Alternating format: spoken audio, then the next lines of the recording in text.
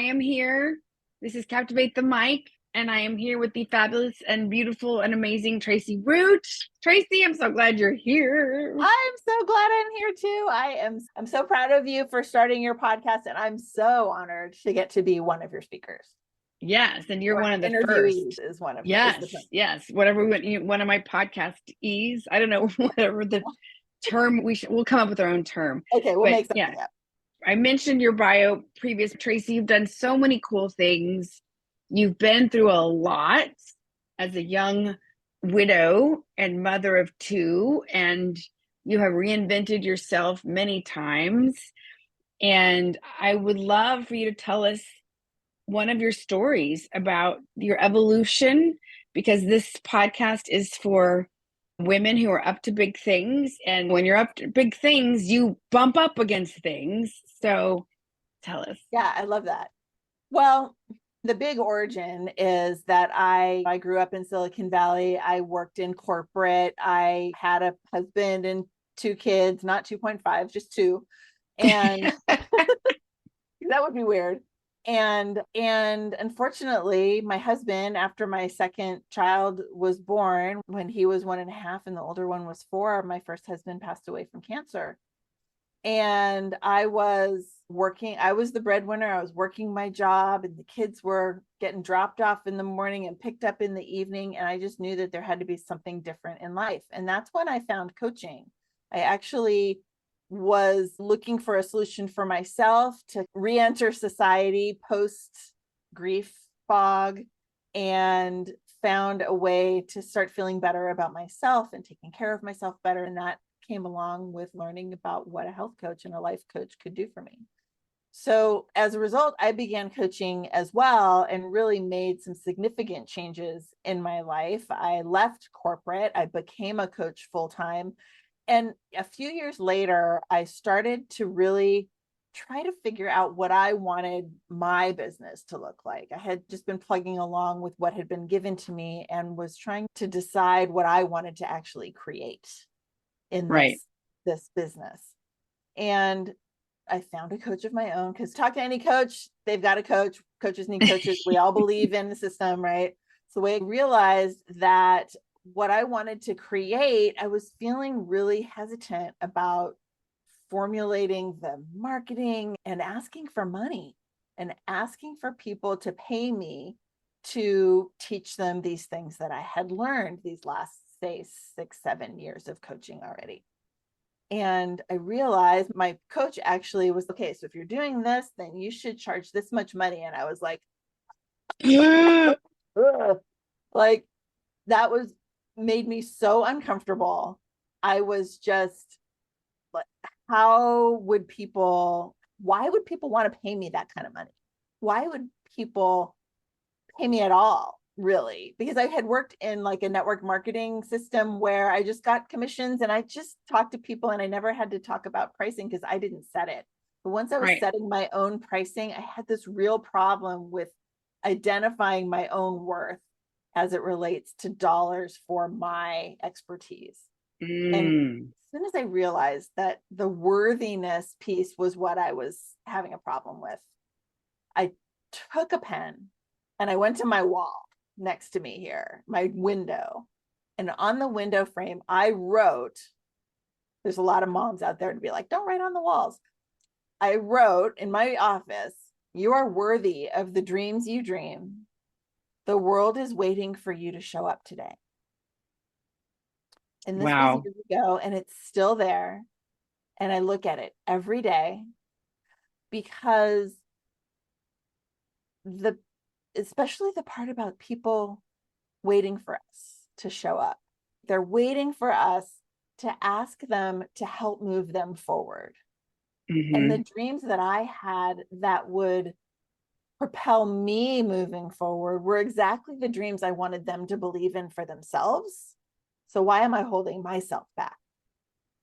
So the dreams you are dreaming, the dreams I am dreaming, the dreams wouldn't be in us if we weren't worthy of having them. That's why they're there. So step into it and realize that the world's waiting for you to show up so you can go after that dream that's been put inside you for a reason. So that was a huge realization. It helped me to form my own confidence in creating my business, in building my community, the Gather community, which that's a whole other, we'll do another episode later.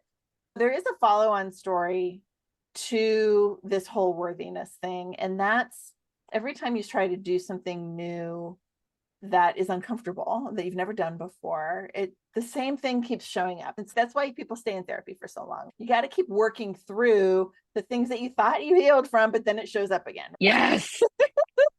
So it's true with everything. So about a year ago, I decided and I knew that the way that my coaching business, so I have this community and it's an online community, people around the country, into Canada, some places else in the world, and it's all online. And people kept asking me, are you going to do things in person? And I said, I'm not for the Gather community, but what could I do? Because we can do things in person again. Of course, this is all post-COVID. Right. But if it's not for that, what is it going to be? And I said to myself, I did always want to do retreats. So maybe I should do a retreat. And I started thinking through it and I made some structure around there's a weekend, but then we'll do a program before it and follow on and all of this like big program with a capital P around this retreat. And it wasn't really what I intended. It just became this thing that like a monster. It just grew. And over time, and I had a couple people sign up, but I was really struggling to get more attendees signed on to join us. And we were getting close to the starting of this program. And I realized that the problem was this, that it wasn't aligned with what I really wanted for my dream. I wanted to have a retreat.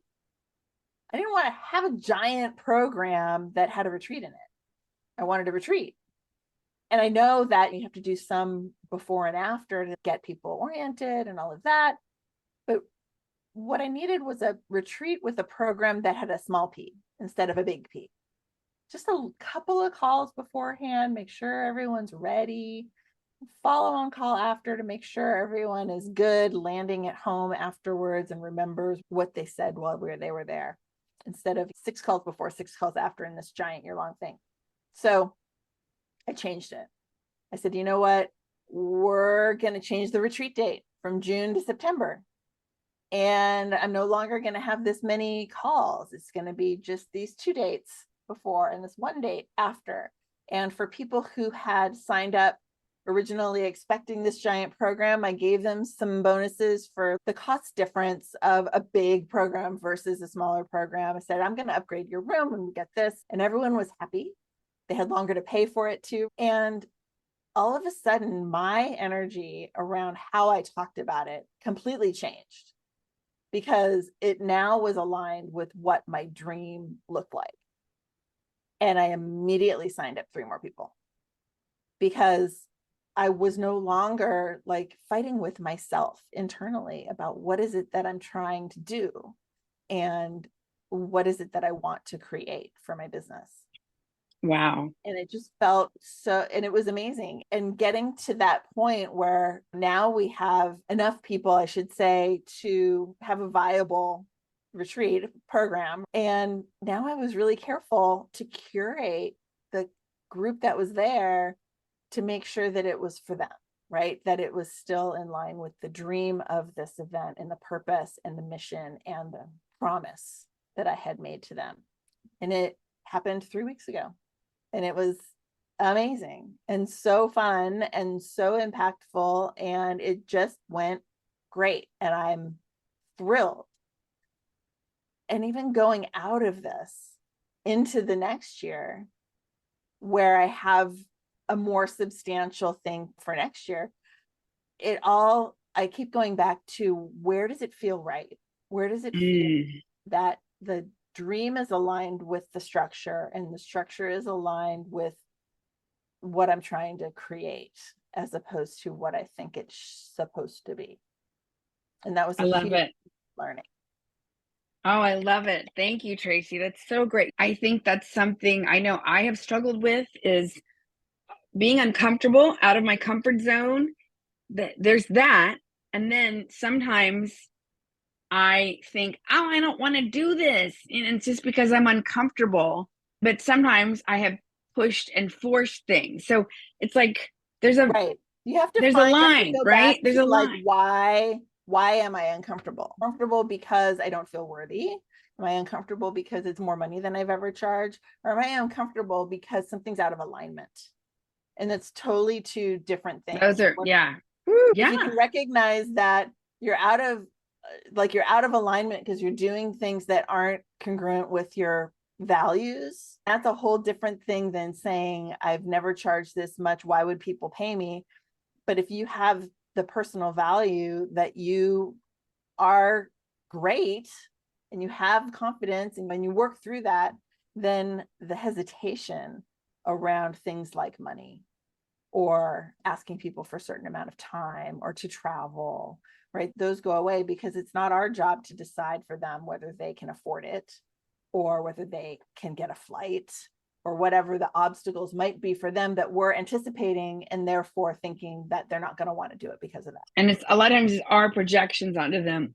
100%. So Yep. thank you. I love that theme, that worthiness. And yes, you were worthy to charge, and you provided and you delivered, and everybody signed up for your next thing. And it's, yeah, Yeah. so exciting. So Yeah, it is exciting. really.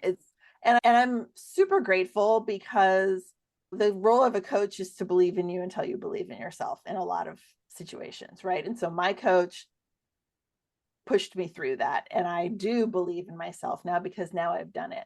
But she saw Yep. it before I did. And now I see it for all of our retreat attendees and what they're planning to do next. I'm just like, of course you're going to do that. That's amazing. And it's perfectly suited for you. And your people are going to be loving it. And that's what I love to be able to do with everyone that I get to be connected with, like yourself and people who are coming to mind, that when all of a sudden things like, oh, I'm going to do this, and it just feels like this is what I'm supposed to be doing, feels right, then it's going to flourish and be amazing. And I can't wait for it. I love it. I love it, Tracie. That was beautiful. Okay. I loved your storytelling. I loved your vulnerability. I was with you in that, in the struggle in the beginning, Yeah. and the fogginess of the grief. That's a beautiful phrase. And then sort of your evolution, I could see that partially, and then I could see like alignment. I think you could even add next time you tell this, maybe or some other, you're a performer, right? Yeah. All of a sudden, it's right there. We have these beautiful bodies and hands, and sometimes we Absolutely. don't use them all that And you way. know what? Thank you for saying that, because I have built most of my speaking here on Zoom. And of course, now things are back in the world and I do some in-person stuff. And I do have a hard time taking up the space. Yeah. I mean, I'm 6 feet tall, so I naturally take up space anyway. But to reach my arms out, but right now they're off screen, right? So why would I do that? So much of what I do is right here. Yep. And so when I'm in person, I forget. So thank you for that, Yeah. because it's a really great reminder of, That's great. And that's a great, if you get a chance to go in the room and take up space yeah, and remind yourself, oh, I'm not on camera. This is different. It's sometimes, if I've been doing comedy and then I'm switching over to speaking, sometimes I have to be, it's okay. They're not laughing. This is, you're not doing comedy right now, because sometimes I think, oh my God, they're really listening. And that's, oh, that's good. it's funny. You're right. I am a performer. And I remember, I think it was in February when we were in San Diego and we drove past this big like band shell thing. We were on the trolleys and we drove around this band shell that was, and there's like a whole grass park thing. Do you remember going past that? Yep. And I remember saying to the gals in my trolley, going, can we stop? I just want to go walk up there. Because I wanted to get up on that stage and stand there like this. Because that was such a cool stage, and the whole like imagining the audience, I really wanted to get up there. And so to remember that feeling when I'm Yes. in a room networking with 30 women, and the Yes. desire to be as bold as possible.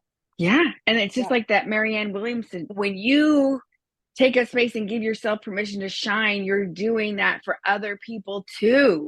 100%. Yes. Yeah. Yeah. Love it. Love it. So yeah, I'm gonna encourage you to play more. Yeah, and more then body. one other tiny thing, Tracie, is I know you can be more resonant. And I know it's the end of the day. You've probably been talking all day long. You may be having allergies. Sometimes we can get a little raspy. And so I'm going to encourage you to keep playing with your I vocal appreciate that. presence. Also, you were talking earlier about like the caffeine and like the things that sabotage you that you don't think about until you recognize that's actually what's causing the problem. And you're right. I have been talking all day. Do I have warm water here with me? No. What did I drink? A Diet Coke. Because I just needed that pep, exactly like you were saying. I wanted a little pep, a little flavor, and my water is empty because I drank it all. Yeah, just tiny tweaks, but that was reminder. beautiful. I love the story. I love the vulnerability. And that's a really powerful message that I needed to hear. I'm cracking up because this podcast, I'm making it to help other people, but these interviews have been helping me so much. And I'm like laughing at God. Okay, I had an interview earlier and her story was, I needed to hear that today. And I feel like I needed to hear that today about owning my worth. Aren't we so lucky to be able to be in a community like this where we get those messages all the time? Yeah. Yes. And in closing, I got to be on this yoga retreat in Costa Rica. And I was with two women I know really well and one woman who was new. And she was blown away at how generous and supportive we were of each other. And she said, I kept waiting for the cattiness. And I really felt for her. And I feel like we lifted her up by the end of the trip. And I want that for everybody to have that experience of being lifted up and lifting up others. And it doesn't have to be just women. So thank you so much, Tracie. So if people want to know more about you and your fabulous things, what is the one place you should send them? You can send them to. Yeah, the best place to go is what I call my links page, because what if we've got things going on, or if you just want to find me on socials, it's all there. It's tracieroot.com/links. TracieRoot.com/links. I love that. I want to do that. Easy. Thank you so much, Tracie. I love you. I miss you. You're just amazing. And I can't wait to go on your retreat someday soon. Okay, bye everybody. Thanks for tuning in. Please share this, subscribe, rate, and review, and pass this on to somebody who needs to hear it. Okay, take care. Bye.